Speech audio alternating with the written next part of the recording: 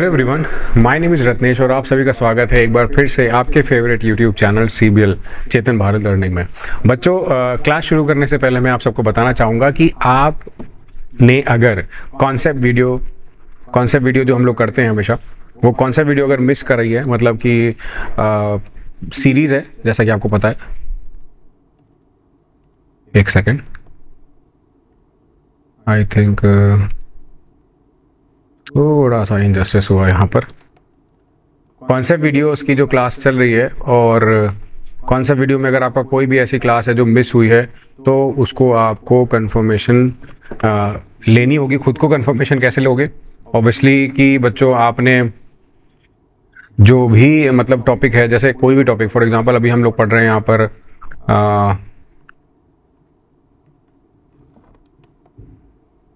हम आज पढ़ रहे हैं एडजेक्टिव्स। तो एडजेक्टिव्स के ऑलरेडी हमने क्वेश्चंस कर दिए हैं और कॉन्सेप्ट वीडियो आपके पास है, तो आप एक बार चेक कर लेना क्या आपने कॉन्सेप्ट वगैरह सारे पढ़ लिए कि नहीं पढ़ लिए।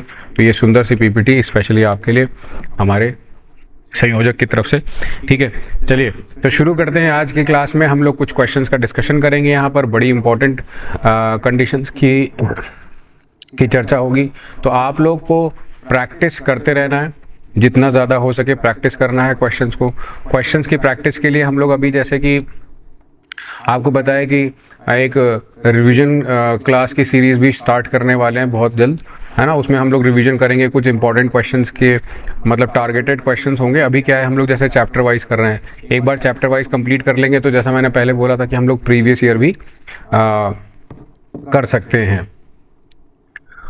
तो प्रीवियस ईयर के तो क्वेश्चंस आपको करवाई जाएंगे, प्रीवियस ईयर आपको मिलेगा, उसके लिए आपको टेंशन नहीं लेनी है। पर बहुत ज़्यादा इंपॉर्टेंट अगर बात मैं बोलूँ यहाँ पर, तो हमें एडजेक्टिव्स के क्वेश्चंस भी सॉल्व करने।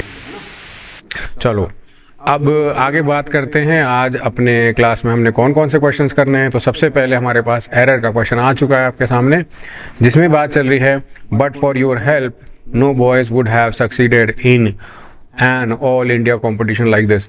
अब देखो, इस क्वेश्चन को आंसर करने से पहले मैं आपको सबसे पहले एक बात बताना चाहूंगा कि बच्चों, ये जो बट फॉर वर्ड होता है, इस वर्ड का इस्तेमाल आपको जब भी करना है तो इसका जो सेंस है वो के बिना निकलना चाहिए। मतलब जो इसका हिंदी सेंस है के बिना, है ना। बट फॉर जब भी आप यूज करो तो इसका जो सेंस निकालना वो के बिना होगा। अब सर फर्क क्या पड़ जाएगा उससे? देखो, बट तुम्हारी हेल्प के बिना no boys would have succeeded in an all India competition like this, ठीक है। तो अब इसमें एरर अगर आपको ढूंढनी है तो आपको क्या एरर लग रही है इस क्वेश्चन में पर्टिकुलर? तो बहुत सिंपल सी बात है सर, इसमें बात चल रही है but for your help no boys की कंडीशन क्या है? नो बॉय की जगह नो बॉय होना चाहिए। नो बॉयज के साथ आप लिखोगे no boy would have succeeded in an all India competition like this. एक भी लड़का, अब नो वर्ड के साथ नो गर्ल्स नहीं लिख सकते आप क्या नहीं लिख सकते? नो गर्ल्स नहीं लिख सकते। आप लिख सकते हो नो गर्ल सिंगुलर। तो नो शब्द के साथ आपको हमेशा नाउन जो यूज करना है वो सिंगुलर यूज करना है। ये कंडीशन आप भूलना नहीं, ठीक है। कंडीशन याद रखना, इसी कंडीशन पे बेस हम क्वेश्चन को सॉल्व करेंगे। आगे बात करते हैं। He wanted certain boy to make entry into the principal's chamber. अब इस क्वेश्चन में सबसे इंपॉर्टेंट चीज है कि आप सर्टेन और असर्टेन जैसे वर्ड्स देखते हो बच्चों। सर्टेन, असर्टेन, ऐसा कोई भी वर्ड अगर आपके सामने आता है तो आपको एक चीज पक्की करनी है, सर्टेन के साथ जो नाउन आता है वो आप लिख लो कि हमेशा प्लूरल होना चाहिए। असर्टेन के साथ जो नाउन आएगा बच्चों वो आप नोट कर लो कि हमेशा सिंगुलर होना चाहिए। तो सर्टेन असर्टेन की कंडीशंस अलग अलग है, डिफरेंट है। हमें इस चीज़ के लिए बहुत स्पेसिफिक रहना है कि कोई भी ऐसा डाउट ना आने पाए आपके मन में कि सर ये कैसे आया, क्या कंडीशन है, किस कंडीशन पर बेस्ड है, ये बात पक्की कर लो, ठीक है। फिर आगे बढ़ते हैं कि what is the part of error in the sentence? There were only 2 soldiers but each and every soldier was equal to 5 policemen. अब जब भी जैसे हम बात करते हैं each की, every की, either की, नाइदर की, anyone, none.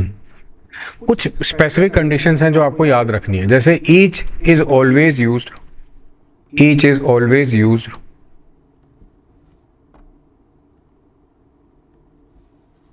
For two or more than to.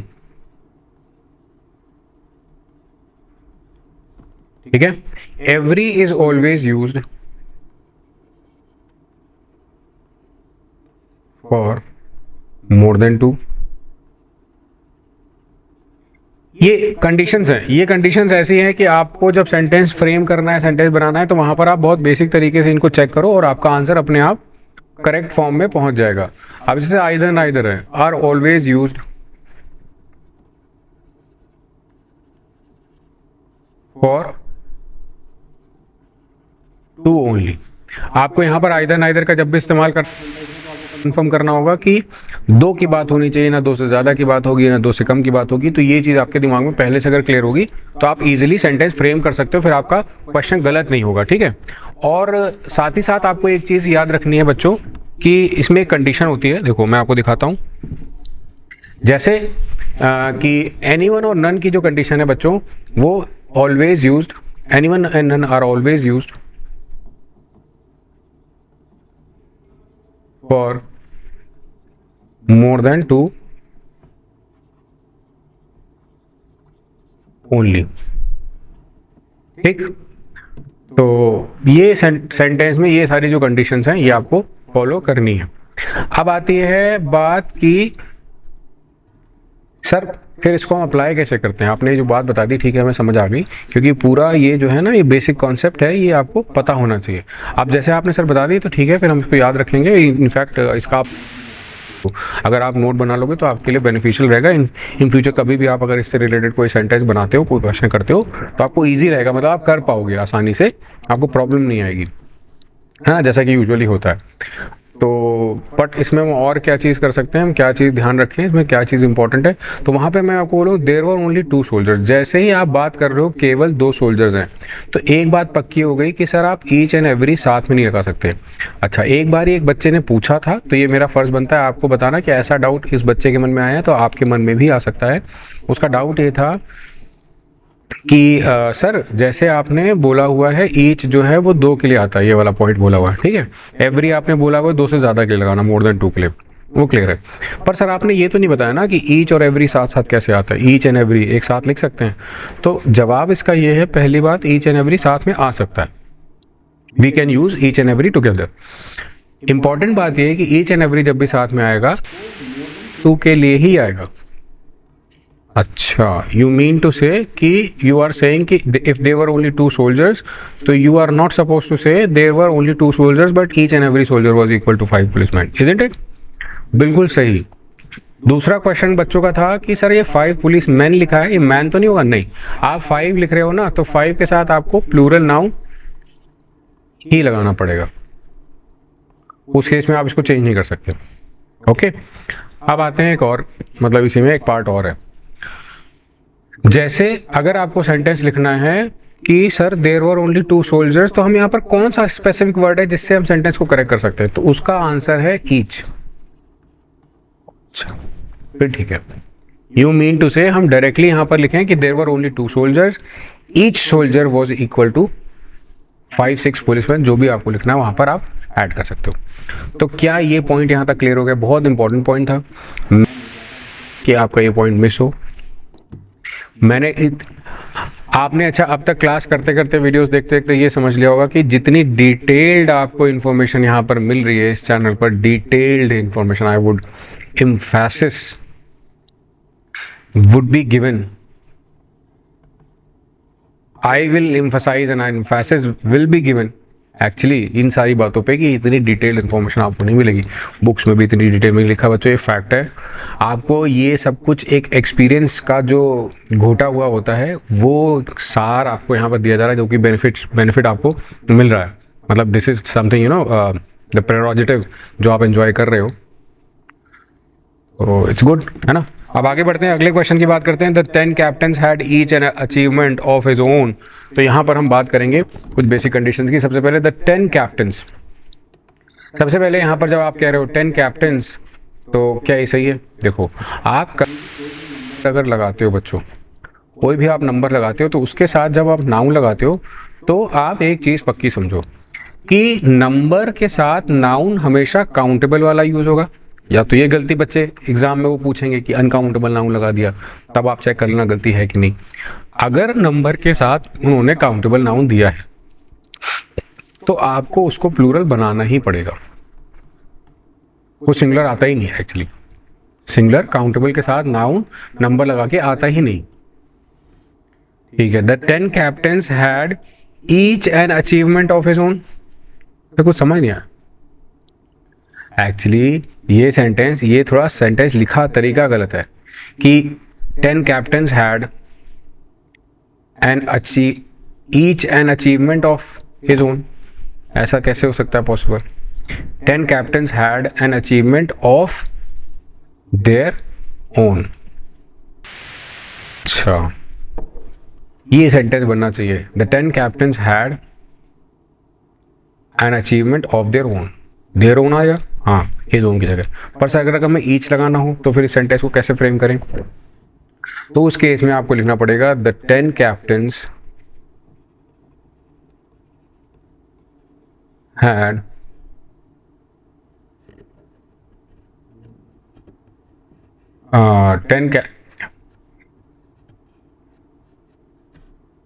each of the, आप लिख सकते थे each of the 10 captains had an achievement। मैं आपको सेंटेंस इसलिए लिख के दिखा दे रहा हूँ कि ऐसा sentence possible. Achievement of his own. ठीक है। The 10 captains had, each of the 10 captains had an achievement of लिख सकते थे। अगर आपने ईच वर्ड लिखना था तो आपको पहले जोड़ना था, जो कि एक लॉजिकल सेंस देता, वरना ये सेंटेंस गलत सेंस दे रहा है जो कि एक्सेप्टेबल नहीं है। तो आपको ध्यान रखना पड़ेगा कि दिस इज नॉट एक्सेप्टेबल और इसको आपको चेंज करना चाहिए। ठीक है। तो इसमें आपको ये क्लियर करना पड़ेगा। ये find out the error of the following sentence. आपको देखना है दो sort of man attain worldly success by hook और crook so they deserve to be look down upon. अब देखो बच्चों, अब मैं आपको बताऊंगा यहाँ पर एक बड़ी इंपॉर्टेंट कंडीशन। सबसे पहले देखो, आपको यहाँ पे लिखना है टाइप ऑफ, सॉर्ट ऑफ,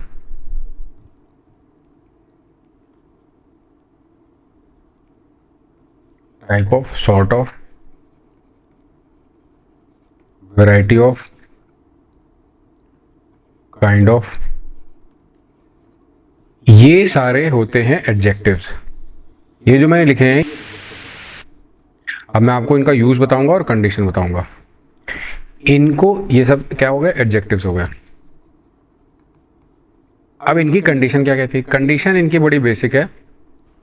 इनकी कंडीशन कहती है बच्चों कि जब भी आपको इनका यूज करना है, kind of, type of, sort of, variety of को, तो आपको सेंटेंस फ्रेम करते टाइम क्या लिखना है, कैसे लिखना है। इसके बाद जब भी आप नाउन लगाओ तो पहला रूल याद रखो, उसके साथ आपको नो आर्टिकल की कंडीशन को फॉलो करना है। No article. आप सबसे पहले तो ये वाला रूल नोट करो अपनी कॉपी पे, है ना। आपको जब भी ये वाले वर्ड यूज करने हैं तो आपको नो आर्टिकल की कंडीशन फॉलो करनी पड़ेगी। जैसे these sort of men attain worldly success by hook और crook so they deserve to be looked down. जब आपने दीज सॉर्ट ऑफ मेन लिखा है तो आप किसकी बात कर रहे हो? कोई ऐसे, देखो, एक तो ये हमने पढ़ लिया कि नो आर्टिकल वाला केस यहाँ पर नहीं अप्लाई हो रहा है, इसमें नाउन ऐसा नहीं आया कि सर साउट ऑफ। अच्छा था, आपने बोला कि इसके साथ नाउन आएगा तो नो आर्टिकल आएगा। वो किस केस में? जब नाउन सिंगुलर आएगा। अच्छा, जब नाउन सिंगुलर आएगा तब ये कंडीशन है नो आर्टिकल वाली, वरना नहीं लगानी है। ठीक है। आपको आर्टिकल कब लगाना है? जब नाउन सिंगुलर आएगा। अगर नाउन प्लूरल आएगा तो आप डायरेक्टली लिख दो, कोई प्रॉब्लम नहीं, उससे कोई प्रॉब्लम। ठीक है। उसके अलावा कोई कंडीशन है इसमें जो अप्लाई हो? हाँ, उसके अलावा एक कंडीशन ये है, आपको ये चेक करना है कि जो हमारा दिस, दैट, दीज, दोज, ये जो वर्ड्स हैं इनको यूज करते टाइम आपको बड़ा बेसिक चीज का याद रखना है कि दिस दैट एक तो सिंगुलर के लिए यूज होते हैं, पहले बेसिक वाली बात बता देता हूँ। दीज दोज हमेशा प्लूरल के लिए यूज होते हैं, ये याद रहेगा यहां तक। अब इसके आगे वाली जो बात है वो ये कहती है कि दिस और दीज, ये दोनों, ये हमेशा नियर ऑब्जेक्ट से यूज होंगे। नियर, सिंगुलर प्लूरल अलग है, सिंगुलर प्लूरल मत भूलना। नियर फार वाला भी इसमें कॉन्सेप्ट है जो मैं आपको ऐड कर रहा हूं और मैं चाहता हूं कि आप इसको स्पेशली याद रखो। मैं यहां पर एक कलर यूज कर लेता हूं, दैट और दोज, थोड़ा डार्क कर देता हूं कि पढ़ते टाइम दिखे। दैट और दोज हमेशा फार ऑब्जेक्ट्स के लिए यूज होता है।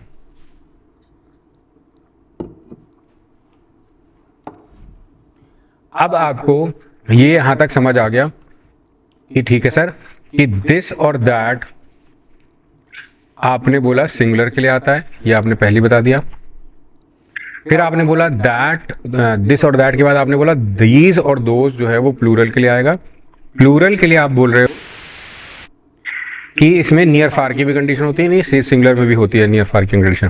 तो सर कैसे याद रहेगी? देखो, दिस तुम्हारा ये वाला और दीज जो कि एक पैटर्न के हैं, दैट और दोज एक पैटर्न के हैं, दिस और दीज एक पैटर्न के हैं। तो जो एक पैटर्न वाले हैं ये हैं नियर वाले, इनको याद रखो, ये नियर ऑब्जेक्ट्स के लिए यूज होते हैं। और अपना ये वाला जो है, ये दोज, दीज और दोज अपना, दैट और दोज अपना फार वाले के लिए। तो फार वाली कंडीशन अप्लाई हो जाएगी यहाँ पर।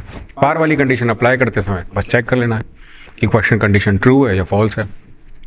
फिर डाउट तो नहीं आएगा इसमें कोई? समझ आ गया?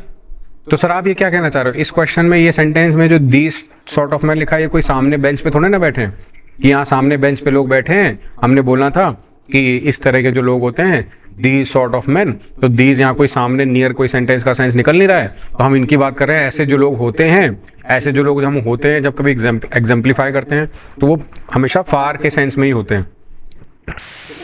हमें बोलना चाहिए दोज सॉर्ट ऑफ मैन, ऐसे लोग, वैसे लोग जो होते हैं, कहते नहीं है, उस सेंस में ये बोला जाता है। इस वजह से मैं आपको सजेस्ट करूंगा कि यहां पर आप यूज कर लो ऑप्शन नंबर ए, इसका राइट आंसर। कोई डाउट हो तो बता सकते हो। आगे बढ़ते हैं। बहुत अच्छा क्वेश्चन आया है आपके सामने। आई फील, मैं इसका पेन यहां पर रेड कर लेता हूं जिससे कि आपको समझ में आ जाएगा। I feel a certain problems in the execution of this plan। अब देखो, हमने भूलना नहीं है certain वर्ड कैसे यूज करना है और a certain कैसे यूज करना है। हमने नहीं भूलना है बच्चों कि certain वर्ड कैसे यूज होता है सेंटेंस में और a कैसे यूज होता है। अब देखो, certain plus noun plural, a certain plus noun always singular. ठीक है, certain plus noun always plural, a certain plus noun always, sorry मैंने उल्टा बोल दिया, वो शायद इसको कंफर्म कर सकते हैं। Certain plus noun always plural, a certain plus noun always singular. तो इसमें कोई डाउट होनी नहीं चाहिए कि यहाँ पर सेंटेंस सर जो आपने लिखा हुआ है तो इसकी कंडीशन यही ट्रू होती है कि I feel a certain problem in the execution of. आपको पता कि आपको कंफ्यूज करने के लिए सेंटेंस ऐसे भी लिखा जा सकता है कि हो सकता है I feel a certain problem लिखा हो। जैसे मान लो मैंने, अगर तुमको कंफ्यूज करना है, मान लो मैं चाह रहा हूँ कि लाइक कि चेक करूँ बच्चे पढ़ के ध्यान देते हैं या बस से ना एट अ ग्लैंस करते हैं और क्वेश्चन का आंसर करके बढ़ जाते हैं आगे। अगर मैं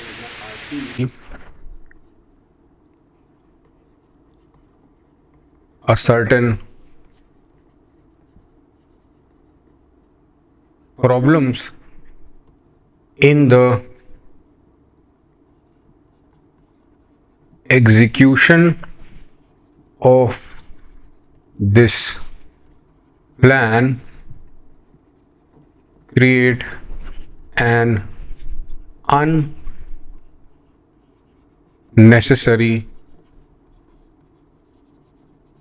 प्रेशर। अब मैं आपको आज बताता हूँ कि क्या होता है क्वेश्चन में, कैसे एक बच्चे को परेशान किया जा सकता है, क्या कंडीशंस हो सकती हैं। आप देखना, मैं इसमें बनाता हूँ 1 of this plan, 2 this is 3 and we have got no error.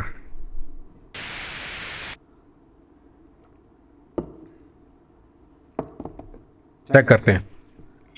I feel a certain problems in the execution of this plan create an unnecessary pressure. क्या लग रहा है बच्चों, एरर क्या होगी? जो बच्चे अभी देख रहे हैं इस वीडियो को, अगर हम क्लास में लाइव कर रहे होते तो आपको पता लग जाता कि हम कैसे इस क्वेश्चन को डील करते हैं क्लासेस में। जनरली जब मैं कराता हूँ क्लास में बच्चों को, क्लास में, तो मैं उनको जनरली इस तरह की चीज़ें करता रहता हूँ। मतलब कि सिचुएशन, मैं बच्चों के सामने सिचुएशन बहुत रखता हूँ। मैं चाहता हूँ बच्चे प्रैक्टिकली उसको एक्सेप्ट करें बात को, कि हमारे सामने अगर क्वेश्चन आएगा, ऐसी सिचुएशन बनती है, अगर हमारे दिमाग में ऐसी बात आती है तो हम कैसे डील करेंगे, हमें उस चीज़ को किस तरह से लेना है। बेसिकली एग्ज़ाम में हमारे सामने क्वेश्चन आता है, हमने उस चीज़ को डील करना है, तो भाई कोई तो होगा पॉइंट जिस बात पे फिर ये होगा कि हाँ ऐसे। तो मैं चाहता हूँ आपके सामने रहे। अब साधारण कोई भी अगर बच्चा इस क्वेश्चन को देखेगा, कहेगा I feel a certain problem, sir हमने रूल पढ़ रखा है, आ सर्टेन के साथ नाउन सिंगुलर आता है, इसमें सर एस हटेगा, तो उस बच्चे ने गलती करी है। आप पॉज करके आंसर लिख लो नीचे कमेंट में, मैं बता दूंगा आपका आंसर सही है गलत। भाई ये जो क्रिएट वर्ड है ना, ये प्लूरल वर्ब है, ये प्लूरल फॉर्म ऑफ वर्ब है। और जब प्लूरल फॉर्म ऑफ वर्ब आती है बच्चों, तो आपको एक बात पक्की करनी होगी कि आपको पहले वाले नाउन्स की कंडीशन को ट्रू करना होगा। तो सर फिर हम गलती कहाँ बताएंगे? क्योंकि सर ये देखो, इसमें भी गलती है, इसमें भी गलती है, तो क्रिएट को अगर क्रिएट कर दो सही हो जाएगा, तब भी सही नहीं होगा। अच्छा, I feel a certain problems in the execution of the plan create an unnecessary pressure में अगर हम create में एरर बता भी देते हैं, आप सोचो फॉर द मोमेंट, फिर भी आपका आंसर गलत हो जाएगा, क्योंकि क्रिएट को आपने एस लगा दिया, सिंगुलर कर दिया। बट यहाँ पर क्या चेंज करोगे उस केस में? तो सर बेटर ये नहीं होगा कि हम इस सेंटेंस में से ए हटा दें? करेक्ट, यही चाहिए था। इस सेंटेंस में आर्टिकल को अगर ओमिट कर दें, omission of article, omission of article अगर कर दें इसमें से, तो हमारा सेंटेंस करेक्ट हो सकता है एक केस में, है ना। ओमिशन ऑफ आर्टिकल कर दें तो एक कंडीशन हो सकती है कि हमारा आंसर सही आ जाए, वरना चांसेस ज़्यादा यही है कि हमारा आंसर गलत आ सकता है। हाँ वैसे सर पॉइंट तो है, बच्चे बोलेंगे सर पॉइंट तो है इस बात में कि गलती होने के चांसेस हैं, इसमें संभावना है, लग रही है ना संभावना, कोई डाउट नहीं है, ठीक है। वेरी नाइस, अब आपको यहां तक कोई डाउट नहीं है। चलो अब आगे बढ़ सकते हैं हम लोग इस कंडीशन में। तो फिलहाल सर इसका आंसर क्या बना? I feel certain problems in the execution of this plan create an unnecessary pressure. इसका आंसर हो जाएगा ऑप्शन नंबर 1 में आंसर मार्क करना है। आगे बढ़ जाते हैं। In spite of facing much problems he did not desert the path of honesty. तो आप सबको यहाँ पर मच और मैनी का डिफरेंस बताया जाएगा। मच और मैनी की जब बात आती है डिफरेंस की बच्चों, थोड़ा सा यहाँ पर मैं करेक्शन करना चाहूँगा इसका। मच और मैनी की जब डिफरेंस की बात आएगी तो बच्चों मैनी वर्ड हमेशा काउंटेबल के लिए यूज होता है, मच वर्ड हमेशा अनकाउंटेबल के लिए यूज होता है। ठीक, अब आगे सेंटेंस कैसे देखेंगे? In spite of facing money much problems लिखा है तो उसको ऑब्वियसली आप कह सकते हो मेनी प्रॉब्लम्स।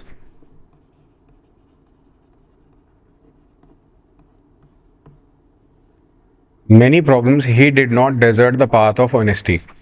तो ये आपका सही स्टेटमेंट होना चाहिए। ठीक है, सिंपल है, as simple as that.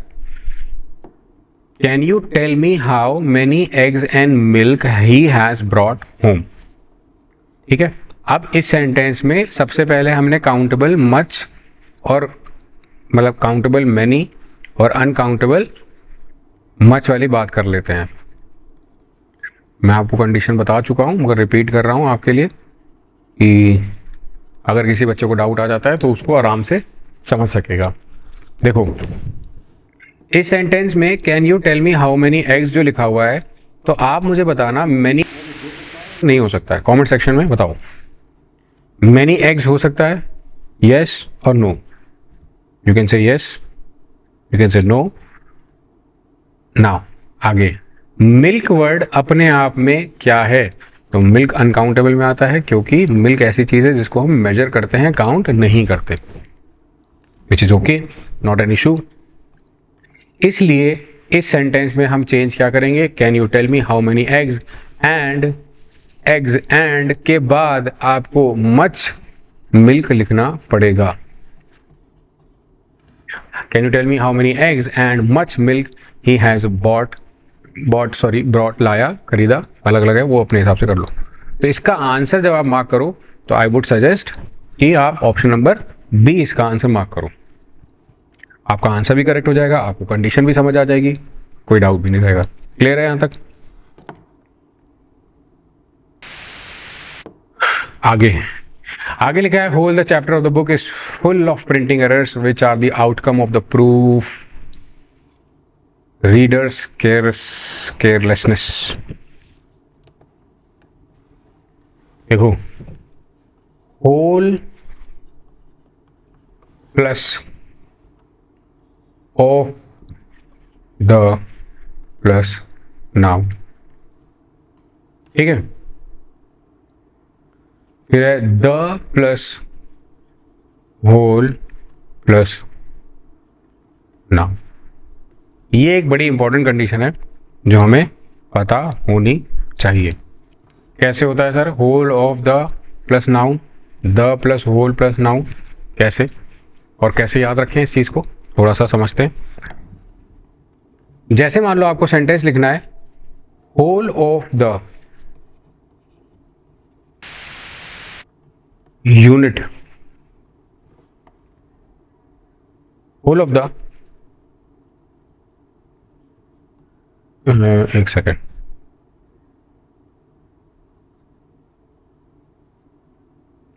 whole of the units allotted inside the chamber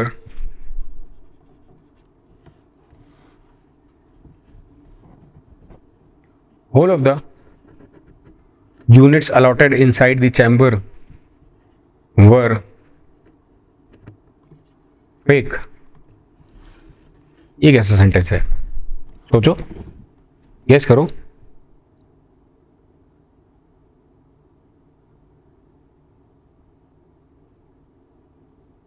इसमें पहले आप कंडीशन तो अप्लाई करो, फिर आपको पता लगेगा कि कैसे इसको, ये कंडीशन में ट्रू नहीं है, मतलब आपकी कंडीशन में ट्रू नहीं है, ये तभी तो पता लगेगा। चलो मैं आपकी हेल्प करता हूँ तो आपको पता लग जाएगा।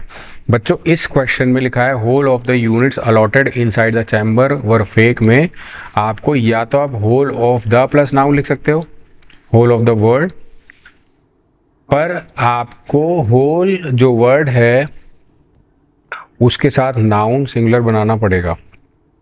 ये इसमें मैं यहां कर देता हूं, आपको नाउन सिंगुलर बनाना पड़ेगा। फिर सर वर्ब भी चेंज करेंगे, हाँ इसका आंसर वर्ब में भी चेंज होगा, वॉज हो जाएगा। Whole of the unit allotted inside the chamber was fake, अच्छा whole of the unit was fake sir, पर एक बारी हम लोगों ने सीखा था शुरू में कि ऑफ द प्लस कोई भी नाउन आता है तो सिंगुलर होता है। बच्चे ऑफ द के साथ जब होता है ना तब वो सिंगुलर होता है, अन्यथा उसको नहीं सॉरी, होल ऑफ द के साथ काउंटेबल नाउन आता है तो उसको प्लूरल मानते हैं। अगर होल ऑफ द के साथ आप ऑफ द के साथ अगर नाउन आप अनकाउंटेबल लगा रहे हो तो उसका प्लूरल बनाओगे कैसे? तो सर यूनिट थोड़े ना अनकाउंटेबल है, यूनिट तो काउंटेबल है। हाँ, पर आप बात होल की कर रहे हो ना, या तो आप बोलो होल ऑफ द वर्ल्ड, ऐसे बोलो होल ऑफ द वर्ल्ड। अच्छा, होल ऑफ द, ठीक है, ये सेंस बन रहा है मतलब। और अगर अगर सर हमने डायरेक्ट लिखना है जैसे होल प्लस नाउन, तो फिर कैसे लिखें? तो आप सिंगुलर लिखो, सिंपल। अच्छा, उस केस में फिर ये नहीं देखे काउंटेबल अनकाउंटेबल नहीं देखना ना, आपको फिर उस केस में सिंगुलर ही लिखना पड़ेगा। होल वर्ड के साथ आता है काउंटेबल अनकाउंटेबल, पर नाउन डायरेक्टली जब लिखा जाता है द होल, लिखा है ना the whole noun, the plus whole plus noun, ये वाला सेकंड वाला, इसके अकॉर्डिंग ही बता रहा हूं कि नाउन आपको सिंगुलर रखना है। ओके, फिर ये वाला साला सर ये वाला गलत कैसे हुआ? आप कह रहे हो गलत है, the whole of the unit allotted inside the chamber was fake कह रहे हो उसको, क्योंकि नाउन सिंगुलर आना है ना। आपको बताया तो रीजन समझ आया? अगर रीजन नहीं समझ आया तो फिर तो डाउट रहेगा ही ना।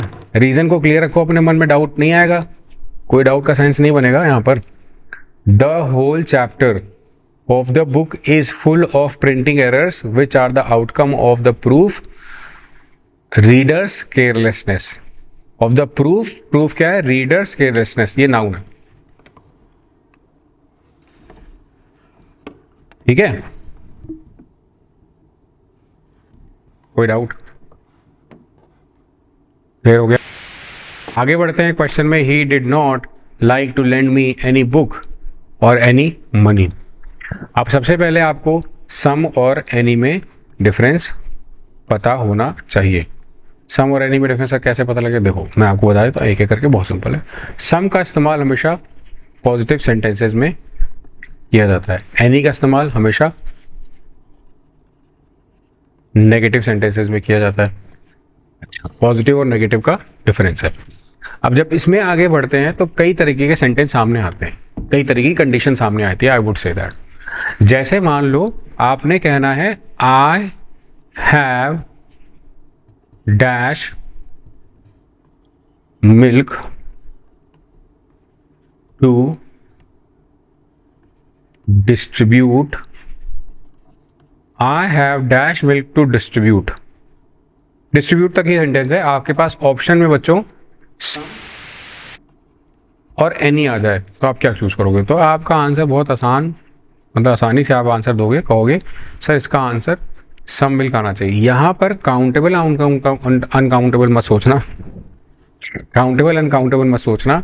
सम वर्ड के साथ आपको हमेशा पॉजिटिव सेंस वाली, जो पॉजिटिव सेंस वाले सेंटेंस स्टेटमेंट होते हैं जिसमें कोई ऐसी चीज़ है पॉजिटिव, वहाँ पर आप इसका यूज़ करना, तो आपका सेंटेंस फ्रेम हो जाएगा। अगर आपने नेगेटिव सेंटेंस यूज़ करना है, I do not have dash milk to share, तो आपको लिखना पड़ेगा I do not have any milk to share. Is it okay? Do not have और हैव दोनों कंडीशंस में आप इसमें, जैसे कि मान लो आपके मन में डाउट कैसे कैसे आ सकते हैं। देखो ये बड़ी अच्छी बात है बच्चों, आपकी जो ये क्लासेस चल रही हैं, जितने भी concept videos plus questions videos आप कर रहे हो, आपको मैं कह रहा हूँ आप लोग बहुत लकी हो। क्यों?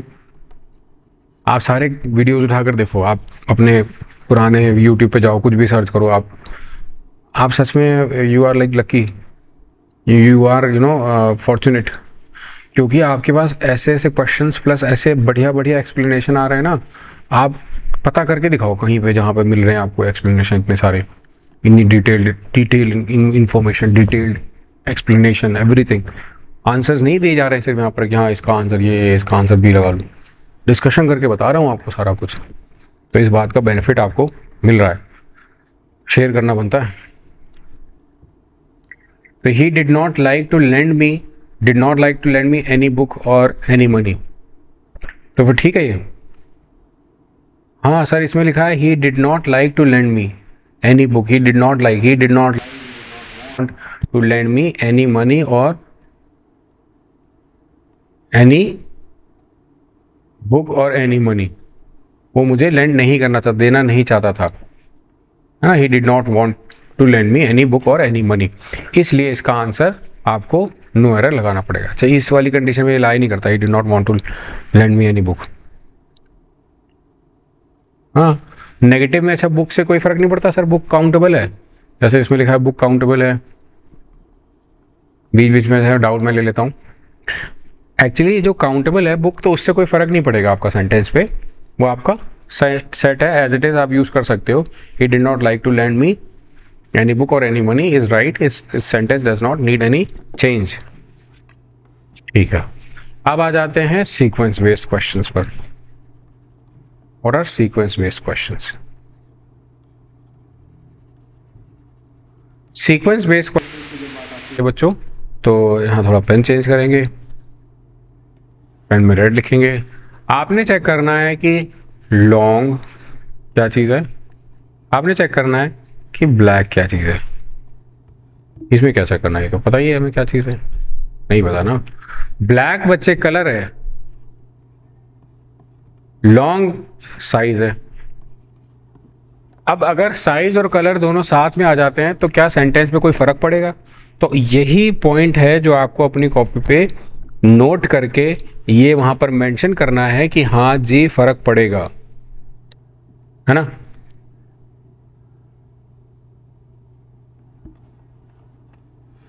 फिर क्या कर सकते हैं, तो इसका तरीका है, आप ऐसे करो, her long black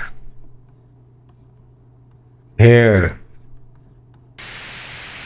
ads glamour to her looks. तो हम इसमें चेंज कहाँ पे कर सकते हैं, साइज को आप पहले लिखो, कलर को आप बाद में लिखो। ठीक है, ये मतलब कंडीशन होती है कि सीक्वेंस की, कौन सा सीक्वेंस पहले आएगा कौन सा सीक्वेंस बाद में आएगा, उसमें ये कंडीशन अप्लाई होगी, मतलब कहने का ये एग्जैक्टली आप कभी भी एक क्वेश्चन फ्रेम करो तो आप याद रखो कि सीक्वेंस किस तरीके से बनना है। ठीक है, एनी डाउट यहां तक? I began to tremble when I saw a sharp long knife in my enemy's hand. अब इसमें क्या लिखा है, a sharp long knife। तो इसमें सबसे पहले मैं आपको बता दूं ये क्या चीज की बात चल रही है और कैसे। लॉन्ग यहाँ पर क्या चीज शो कर रहा है, साइज। शार्प यहाँ पे क्या शो कर रहा है, क्वालिटी। ठीक है, फिर सर शार्प ये ना कि कितना वो पहना है, क्वालिटी, फाइननेस बोलते हैं। देखो आप मर्जी है, आप उसको क्वालिटी बोलो, आप उसको फाइननेस बोलो, पर ये बात पक्की मान लो ये साइज नहीं है।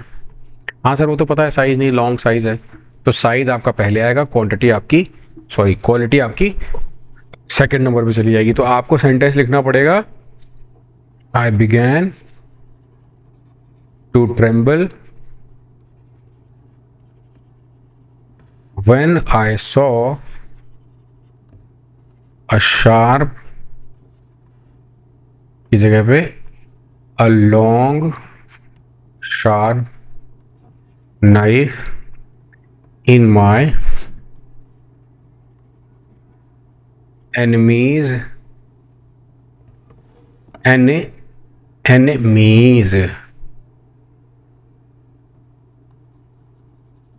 hand। ठीक है, यहाँ तक कोई डाउट नहीं, क्लियर चल रहा है, बढ़िया लग रहा है। I saw an anxious pale girl who when asked let me know that she was suffering from consumption। suffering from constipation हो सकता है, consumption क्या हो सकता है, constipation हो, consumption लिख दिया। I saw an anxious pale girl, sir एक चीज बताओ, एन एंशियस सही लिखा है? ये बहुत ज़्यादा डाउटफुल बात है बच्चों के मन में जो चलती रहती है, sir I saw an anxious क्या मतलब है सर? अरे भाई कंफ्यूज क्यों होते हो, पेल क्या चीज़ होती है? पेल तो सर कोई कलर, पेल कलर। एंशियस क्या है, ह्यूमन इमोशन। ओके, तो फिर इसका रास्ता क्या है लिखने का सही, एंशियस पेल गर्ल लिखा है या अ पेल एंशियस गर्ल? देखो, अगर कभी भी सेंटेंस में इमोशन और कलर साथ आ जाए ना, तो हमेशा रखना इमोशन पहले आएगा, कलर बाद में आएगा। अ पेल एंग्शियस गर्ल, अच्छा, इसका आंसर ये आएगा, अ पेल एंग्शियस गर्ल। ट्रू, अ पेल एंग्शियस गर्ल। पर सर आपने तो बोला है कि इमोशन पहले आएगा, इमोशन फिर आपने एंग्शियस बाद में लिख दिया है। हाँ हाँ, वो गलती से लिख दिया, इसको मैं करेक्ट कर देता हूँ। ये इमोशन है टू पे, कलर है फर्स्ट पे, तो पहले आ गया वन, फिर आ गया two. A pale anxious girl who when asked let me know that she was suffering from constipation. It is a fact that Mahatma Gandhi was the first politician of his time. आपको यहाँ पर first और foremost में difference बताया जाएगा। First और foremost की जब बात आती है बच्चों, तो आपको जो चीज़ याद रखनी है, नहीं भूलनी है, वो ये है कि फर्स्ट पोजीशन बताता है और फॉरमोस्ट बताता है प्रचलित। सीक्वेंस में पहले नहीं, सीक्वेंस का यहाँ पर कोई लेना देना नहीं होता कि सीक्वेंस में पहले या बाद में, बस वही बताता है कि जाने माने, जैसे कहते हैं नहीं हिंदी में, जाने माने व्यक्ति को उन्होंने बुलाया, सम्मानित किया, जाने माने हैं वो बहुत, इस तरह से बोला जाता है। तो ये वो वाला सेंस है, जाने माने, जानी मानी हस्ती, जाने माने व्यक्ति, इस सेंस में आता है। तो सर आपका कहने का मतलब क्या है, इस क्वेश्चन में गलती क्या है? इस क्वेश्चन में कि it is a fact that Mahatma Gandhi was the foremost politician of our country.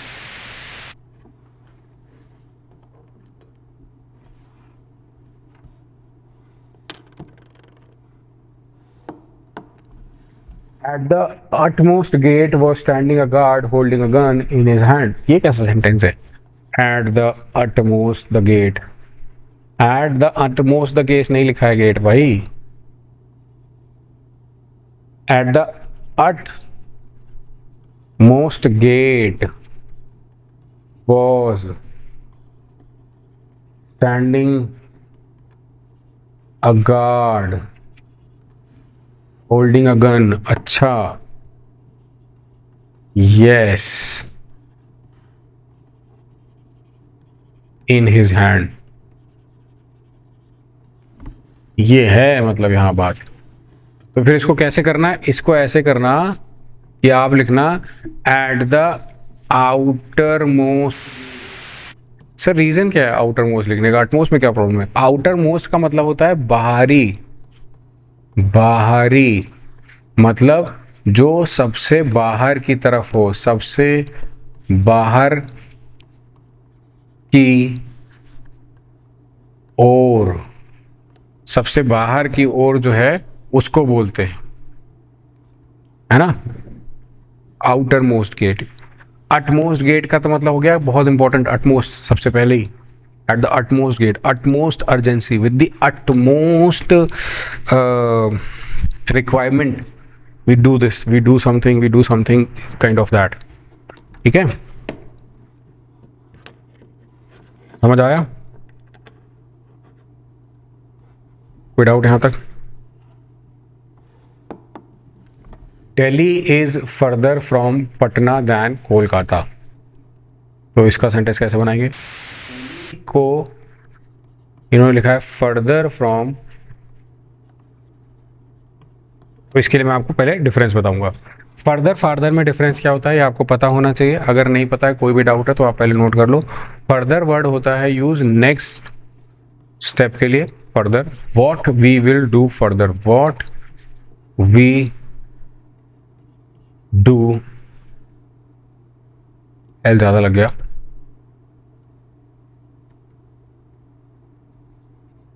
ज्यादा एल लग जाते हैं तो भी दिक्कत होती है।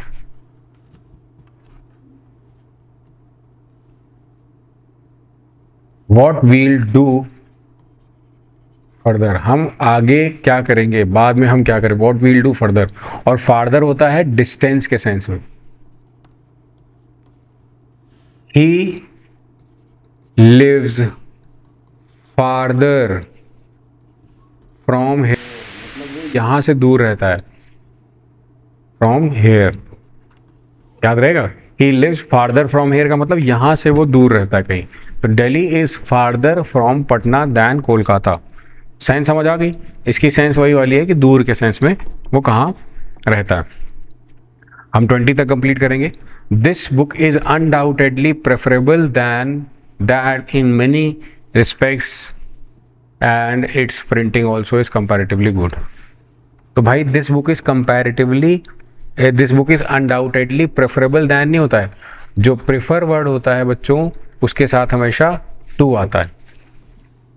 आपको नहीं भूलना है कि प्रेफर के साथ, प्रायर के साथ, सीनियर के साथ, जूनियर के साथ, यंग एल्डर के साथ, सुपीरियर के साथ, इंफीरियर के साथ, पोस्टीरियर के साथ,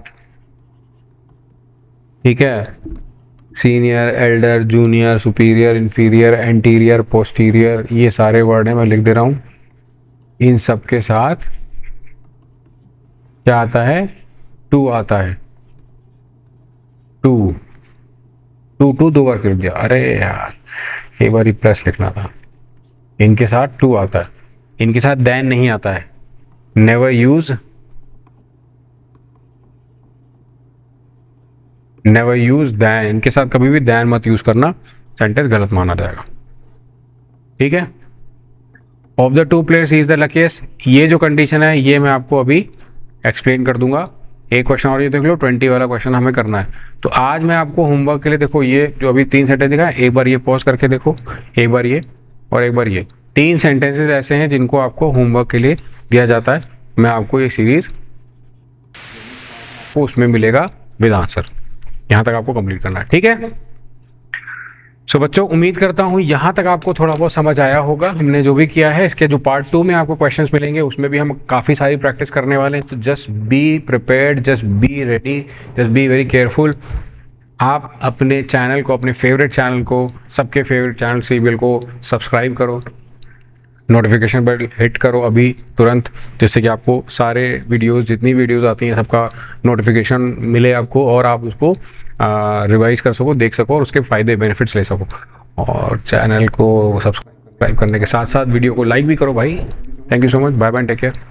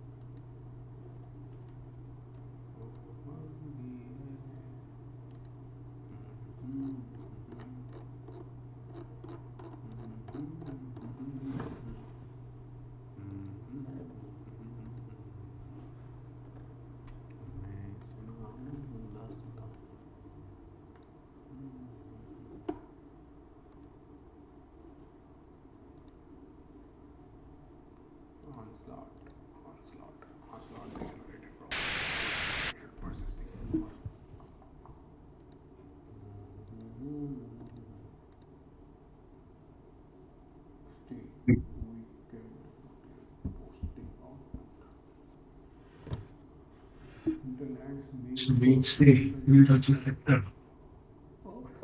What uptake in value?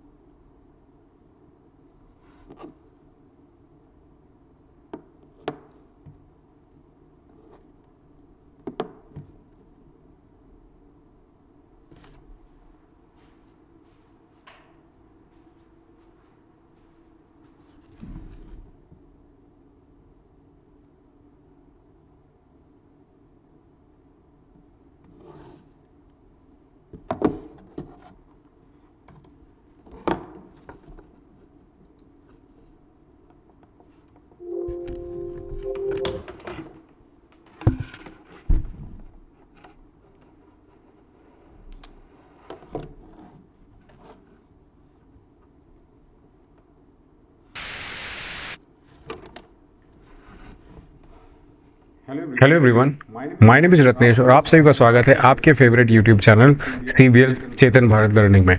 आज हम फिर से एक बार डिस्कस करेंगे यहाँ पर द हिंदू वोकैबुलरी शो का अगला पार्ट, जिसमें हम हमेशा जो भी हिंदू एडिटोरियल में कोई भी ऐसा पैसेज, रैंडम पैसेज सेलेक्ट करके उसका पैराग्राफ का कुछ पार्ट डिस्कस करते हैं। पैराग्राफ डिस्कशन का पर्पस सिर्फ कोई मैं ये नहीं बोलूँगा कि यहाँ पे हम कोई न्यूज़ डिस्कशन करते हैं, बट हाँ, उस न्यूज़ डिस्कशन करने से जो हमें वोकैबुलरी मिल जाती है या हमें कोई ऐसा फ्रेज़ मिल जाता है जो आपके लिए इंपॉर्टेंट होता है, तो वो हमारे लिए बड़ा यूज़फुल होता है। साथ ही साथ उन बच्चों के लिए भी बेनिफिशियल होता है जो ये सीखना चाहते हैं कि हम सर रीडिंग को अपनी कैसे इंप्रूव करें या कैसे रीडिंग करें, उनके लिए भी काफ़ी सही रहता है।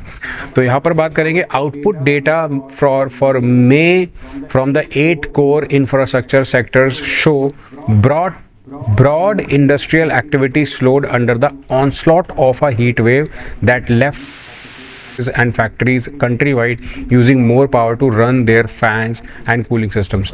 अब यहाँ पर देखो, सबसे पहला हमारे पास एक वर्ड आया है onslaught,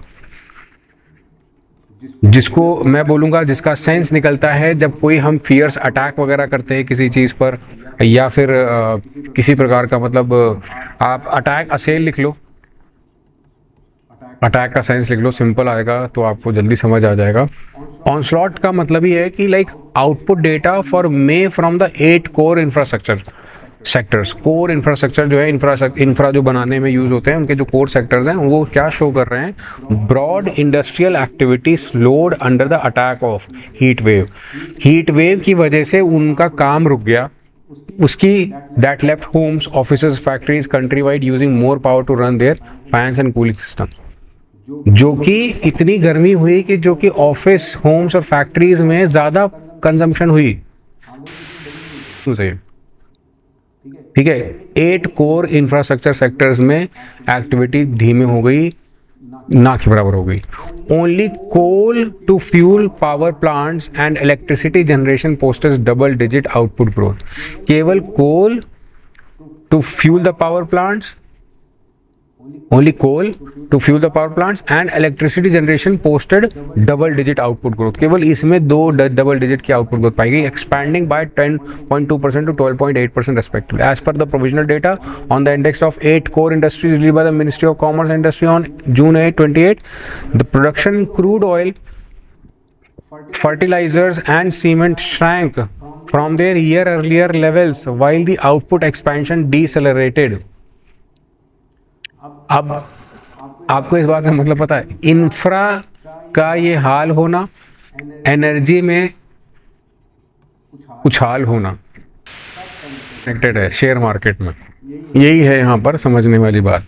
अब आपने देखा होगा कि किस तरीके से कोर इंडस्ट्रीज में ऐसा हुआ और कहाँ कहाँ उसका फ़ायदा देखना। डिसेलरेट का मतलब होता है किसी तरह से उसमें डिक्रीज देखा गया, कमी पाई गई। तो ये भी एक बड़ा इंपॉर्टेंट सेंस हो सकता है इसको यूज करते टाइम।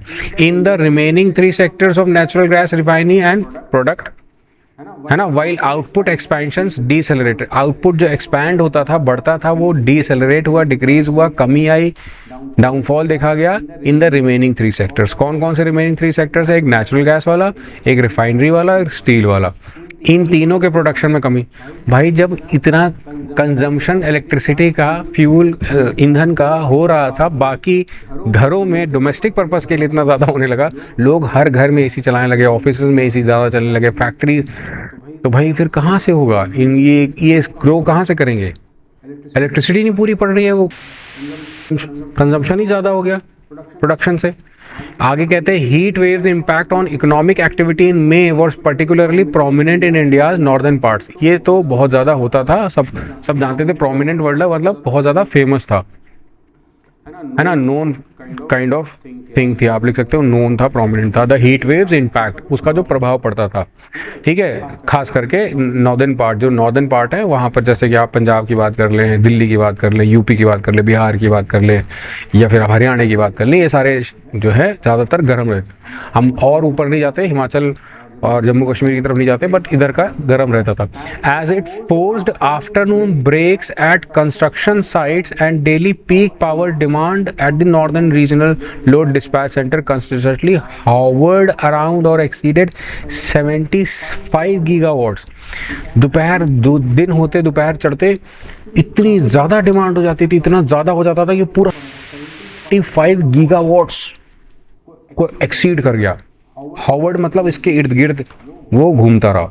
ये बहुत इंपॉर्टेंट है ना. Heat wave impact on economic activity इतना ज़्यादा था मई के महीने में, पर्टिकुलरली प्रोमिनेंट होता है वैसे तो, पर ये जब जून महीना आया ये इसलिए बहुत खतरनाक था. तो ये कह भी रहा है कि low dispatch centre consistently hovered around, ये इसके आसपास घूमता रहा 75 या फिर एक्सीड कर गया 75 गीगावाट्स को. Demand for cement and steel weakened as construction activity was understandably curbed by the temperatures. Demand cement की और स्टील की कम हुई.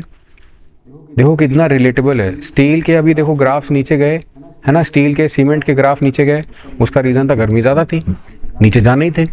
पर अब जिन्होंने यहाँ पे पैसा लगाया है, इस शेयर में ऐसी चीज़ों पे पैसा लगाते हैं, जिनको जानते हैं, मार्केट समझ है, उनको पता है जुलाई अगस्त में ऊपर जाना है, उसके बाद बढ़ेगा ही बढ़ेगा. कंस्ट्रक्शन एक्टिविटी लो हो गई, इतनी ज़्यादा कर्व हो गई. कर्व मतलब हो गई कट डाउन की. Building materials also posting sequential decline in the output. Sequential मतलब एक पूरा एक लगातार क्यू में कमी आती ही गई है ना. फिर the year on year contraction in the fertiliser for the 5th straight month in the May is a cause for concern. Fertiliser का जो डिक्लाइन है वो भी बहुत बड़ा cause. It signal persisting weak. Persisting मतलब लगातार चलने वाली, जो पहले से चल रही है चलती जा रही है. कमजोरी in the rural hinterlands main stay agriculture sector. Rural का जो मेन लैंड है, जहाँ पर जो मेन यूज होता है फर्टिलाइजर, वहाँ पर जो कमी देखी जा रही है. Smart uptick in the main index number in the farm output from the revised reading for April however offers a glimmer of hope. Glimmer मतलब एक बहुत हल्का सा, जैसे ग्लैंस नहीं होता है कुछ क्षण के लिए. ग्लिमर का मतलब होता है कुछ क्षण के लिए, कुछ पल के लिए, कुछ टाइम के लिए ऑफ होप, एक उम्मीद सी जागती है बस. तो कितने शानदार से वर्ड आज बच्चों में मिल गए. Onslaught, decelerated, prominent, hovered, sequential, persisting, glimmer. मैं आपको फिर से बताता हूँ कि ये फिर से वर्ड्स आपको क्या करने हैं, अपने कमेंट सेक्शन में जाना है. नए बच्चों को मैं बताता रहता हूँ, आपको जाके सबका मीनिंग लिखना है और सबका यूज़ करना है. जो सही मीनिंग बताएगा, सही सेंटेंस बता लिया जाएगा हर वर्ड का, उसको अलग से प्राइज़ मेरे द्वारा दिया जाएगा, उसका एड्रेस वगैरह पूछ के. तो आप ऐसा करोगे अगर, तो कमेंट सेक्शन में आपको जानने को मिलेगा कि हमने किया है भाई. तो फिर इनाम के हकदार बनते हैं या नहीं बनते, है ना. तो उम्मीद करता हूँ आपकी वीडियोस पसंद आ रही हैं, इंटरेस्टिंग लग रही हैं, आपके लिए फ़ायदेमंद है. Thank you so much for watching and just be consistent. Thank you so much for watching.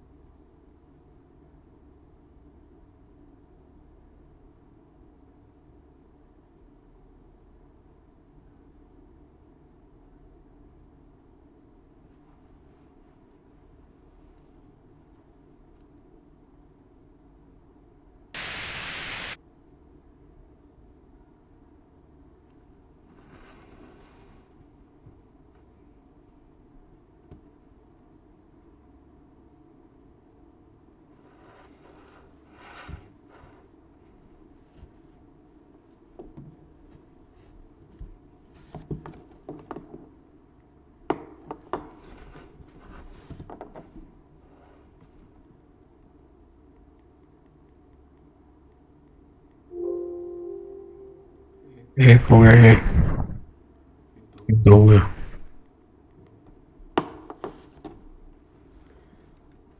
Hello everyone, my name is Ratnesh और आप सभी का स्वागत है आपके favourite YouTube channel CBL Chetan Bharat learning में, जहां पर हम जैसे कि हमेशा करते हैं डिस्कशन करते हैं द हिंदू वोकेबलरी शो का, जिसमें हम लोग हिंदू जो न्यूज़पेपर है आपका, उससे ही कोई ना कोई एडिटोरियल उठा करके रैंडम सिलेक्शन होता है और उस पर हम कोई डिस्कशन करते हैं, बात करते हैं कि मतलब कौन सा पैराग्राफ इंपॉर्टेंट है या कोई न्यूज़ इंपॉर्टेंट है। That is like not specific the way of targeting the passages, but ये हुआ रैंडम सिलेक्शन है, कोई भी उठाते हैं उस पर, उसमें काफ़ी सारी वोकैब आती है, वोकैब का डिस्कशन करते हैं, काफ़ी सारे फ्रेजेस होते हैं, फ्रेजेस का भी डिस्कशन हम लोग यहाँ पे करते हैं। साथ साथ हम उस पैसेज को इसलिए कवर करते हैं कि हमें पता चले कि हमें रीड कैसे करना है। कुछ बच्चे स्पेशली पूछते हैं कि सर हमारी रीडिंग कैसे इंप्रूव हो सकती है, कैसे हमें ये हेल्प मिल सकती है, तो उनके लिए भी काफ़ी फायदेमंद होता है। तो अब यहाँ पर बात शुरू करते हैं। Official data for the core sector as well as the index of industrial production. यहाँ पर पहले सेंटेंस का मीनिंग समझते हैं। देखो, हमें पूरे सेंटेंस का ही सेंस निकालना है, ऐसा नहीं केवल कोर जिसका मतलब है मेन, ऐसा नहीं है, उसी का मीनिंग बताएंगे। ऑफिशियल डेटा आया है कोर सेक्टर का, साथ ही साथ इंडेक्स ऑफ इंडस्ट्रियल प्रोडक्शन का, जो इंडस्ट्रियल प्रोडक्शन है उसके बारे में भी क्या कह रहा है कि to which it contributes more than 40% weight. जिस चीज़ में ज़्यादा कॉन्ट्रीब्यूशन है, आगे से पैसेज कवर किया गया किसी चीज़ से लेते हुए, 40% अधिक जो है कंट्रीब्यूशन है। तो कह रहा है हालांकि suffer from the infirmity of coming. Infirmity word का मतलब होता है किसी चीज़ की वीकनेस, किसी चीज़ में वीकनेस, किसी प्रकार की वीकनेस, कमजोरी को कह रहा है। Infirmity of coming with a lag of more than a month. Lag होता है डिले, बच्चों लैग वर्ड का मतलब डिले होता है। तो कहता है meanwhile the private sector surveyed based HSBC India manufacturing purchasing managers index PMI for June suggest that activity at factories rebounded last month from May's heat wave hit 3 month low. हमने एक जो the Hindu vocabulary show की series का part में एक जो editorial cover किया था, वहां पर हमने हीट वेव के ऊपर एक पैराग्राफ करा हुआ है, आपने देखा होगा। यहाँ बात चल रही है बच्चों, देखो बड़ी बेसिक सी बात है, पर थोड़ा समझने की कोशिश करेंगे तो थोड़ा ज़्यादा हमें ये क्लैरिटी आएगी। इसको मैं यहाँ से आपको दोबारा, जैसे थोड़ा सा कनेक्शन बन जाए आपका। कह रहा है हालांकि मीनवाइल, उसके बाद प्राइवेट सेक्टर का सर्वे निकाला गया। सर्वे किस पे बेस्ड था? HSBC India manufacturing purchasing manager का इंडेक्स PMI जो था, जो कि जो आपको पता है ये जो ये फंड्स इशू होते हैं, जो आते हैं, ये कंपनी की परफॉर्मेंस को देखकर जो उनके फंड मैनेजर होते हैं उनमें पैसा लगाते हैं, देखते हैं फिर और कौन है इसमें गवर्नमेंट की तरफ से सपोर्ट आ रहा है, इनको नहीं आ रहा है, उस तरफ से उनकी वैल्यू ऊपर नीचे जाती है। मार्केट पे बेस्ड होता है, जो लोग होते हैं निवेशक, वो देखते हैं कि कौन सा फंड मैनेजर किस चीज़ में निवेश कर रहा है पैसे, फिर उस हिसाब से। ये हम बात कर रहे हैं दूसरे जो एक्यूमुलेटेड फंड्स होते हैं। अगर शेयर मार्केट की बात है तो उस शेयर को अलग अलग तोड़ के टुकड़ों में भी बांटे जाते हैं, जो अलग अलग लोग उसके फंड्स बनाते हैं। पर यहाँ बात चल रही उसी के जो अंदाज़ा, उसी से देखकर अंदाज़ा लगाया कि जून सजेस्ट करता है activities at the factories rebound last month from May's heat wave hit 3 month लो। जबकि जो मई महीने में देखा गया कि पहले से ना उसके जैसे मार्च अप्रैल आया, फिर मई आया तो बड़ी ज़्यादा हीट वेव आई, उसके बाद काफ़ी तो बहुत ज़्यादा गर्म गया, ऐसे करके वो बता रहे हैं क्या चीज़ देखा गया। तो factories rebound last month, rebound मतलब वापस से, उनको लगा कि उससे निकलेंगे हीट वेव के जो जाल है उसमें जो गिरावट आई है सारी चीज़ों में। June's PMI reading of 58.3 was 0.8% points higher than May 57.5 according to the HSBC India, comfortably above its long run average, उस एवरेज से ऊपर था। जबकि आगे कह रहे हैं the survey also indicates that the manufacturers stepped up, manufacturers ऊपर उठे, output and buying to meet buoyant demand. ये जो बॉयेंट डिमांड है, ये फिजिक्स का वर्ड है, बॉयंस जो हम लोग बॉयंस लॉ ऑफ बॉयंसी पढ़ते थे, तो वहाँ पर हम लोग एक वर्ड याद है फ्लोटिंग पढ़ते थे, जो चीज़ ऊपर ऊपर तैर रही है। पर अगर यहाँ पे हम बॉयेंट डिमांड की बात कर रहे हैं, इसको एज एन एडजेक्टिव यूज़ कर रहे हो आप इंग्लिश में, तो ऑब्वियसली जो चीज़ ज़्यादा है, मतलब आप कह सकते हो हाई डिमांड के सेंस में, जिस चीज़ पे ज़्यादा बातचीत हो रही है, इस सेंस में होता है। तो आप उसको कनेक्ट कर सकते हो, ऐसा नहीं कि हर बार हम साइंस लगा देंगे। यहाँ पर हम बात करेंगे अपनी इंग्लिश की, हम उसको लिटरल सेंस में नहीं निकालेंगे बेसिकली। And stepped up hiring to fastest pace, speed बढ़ जाना, उसको आगे बढ़ गए और हायरिंग तेज हो गई। क्या देखा गया? Seen in more than 19 years of data collection, 19 साल का डेटा में पाया गया। However both the job creation and demand were also accompanied by an intensification of increases. Intense मतलब बहुत ज़्यादा इंटेंस हो गया, जैसे कहते हैं मामला इंटेंस हो गया, इंटेंसिफाई हो गया है, बढ़ा दिया गया, उसको बहुत ज़्यादा तूल दे दी गई है, ये सेंस आ रहा है यहाँ पर। कह रहा है कि जॉब क्रिएशन और दोनों डिमांड वर ऑल्सो कंपनी, उसके साथ इंटेंसिफिकेशन आया किस चीज़ का, of increase in staff expenses, खर्चों में। ये भी चीज़ नोटिस की गई कि डिमांड तो बढ़ी है जॉब क्रिएशन की, है ना, both however both the job creation and demand were also accompanied. Job creation हुई, डिमांड आई, सब कुछ हुआ, पर साथ में इंटेंसिफाई हुआ कि स्टाफ के एक्सपेंसेस बढ़े हैं, मटेरियल पे खर्चा बढ़ा है, ट्रांसपोर्टेशन कॉस्ट बढ़ी है। उससे क्या हुआ, manufacturing companies raising charges by the greatest extent in more then 2 years, selling charges बढ़ा दिए, हो गई, कुछ ना कुछ तो चेंज होगा। इन्फ्लेशनरी ट्रेंड जो होते हैं, मतलब जो महंगाई दर मुद्रा जो महंगाई की स्फीति है ना, जिसे कहते हैं कि जो महंगाई दर है वो क्या हुआ, trend coupled with survey respondent, coupled मतलब उसके साथ में आई, किस चीज़ के साथ, विद सर्वे रिस्पोंडेंट, जो सर्वे करते हैं, overall confidence in future output sliding to a 3-month low, वो गिरावट आई उसमें फिर से। सिग्नल ये क्या दिखाता है कि economy still faces speed bumps, economy जो है अर्थव्यवस्था है उसको स्पीड बम्प्स आते हैं, स्पीड बम्प जहाँ पे आप जा रहे हो फिर आपकी रुकावट आएगी, फिर जा रहे हो फिर रुकावट आएगी, फ्लो में नहीं चल रही है। Policy makers have a chance to use this upcoming unit budget to make a policy tweaks, जो छोटे मोटे चेंजेस होते हैं to help strengthen momentum in the key industrial sectors, इनमें चेंज करने के लिए जो पॉलिसी मेकर्स हैं उनके पास मौका सा बदलाव लाए कि ये ट्वीक करे, ट्वीक मतलब छोटे मोटे चेंजेस करके कैसे भी उसको मजबूत बनाए। हमने वर्ड्स कवर किए, core, infirmity, rebound, point, intensification, couple, tweak. मैं चाहूँगा फिर से एक बार आप कमेंट सेक्शन में जा करके जल्दी से सारे वर्ड्स के मीनिंग लिखो, और अगर आप सेंटेंस के मीनिंग के साथ साथ सेंटेंस भी बना ले जाते हो अपनी तरफ से, तो आपको आपके नाम को सेलेक्ट करके वो हाईलाइट किया जाएगा, उसके बाद आप इनाम के हकदार बन सकते हो अगर आप ये काम पूरा करते हो। ये रिवीजन इसलिए हम लोग करते हैं लास्ट में कि पहले जो आपने वर्ड पढ़े हैं वो आपको याद रह जाएं, आप उनको याद रख सको, to remember, to make you remember students. और उम्मीद करता हूँ इस तरह की वीडियोस आपके लिए हेल्पफुल होती हैं, आपको यहाँ पे वर्ड जानने को मिलते हैं, पैसेजेस पढ़ने का मौका मिलता है, रीड करते हैं साथ में, तो हम इसी तरीके से आगे बढ़ते जाएंगे धीरे धीरे, स्लोली एंड ग्रेजुअली, कछुए की चाल से। Thank you so much for watching, और भूलना मत अपने दोस्तों के साथ वीडियो को शेयर करना, लाइक करना, चैनल को सब्सक्राइब करना।